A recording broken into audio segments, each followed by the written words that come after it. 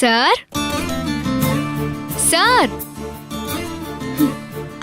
Sir coffee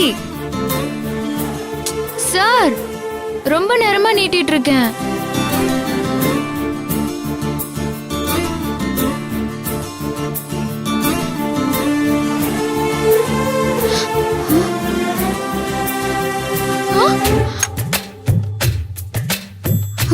sir என் முகத்தை கூட பார்க்காம லேப்டாப்ல அப்படி என்ன சார் ஒர்க் பண்ணிட்டு இருக்கீங்க? மதியானம் ஒரு முக்கியமான கேஸ் இருக்கு.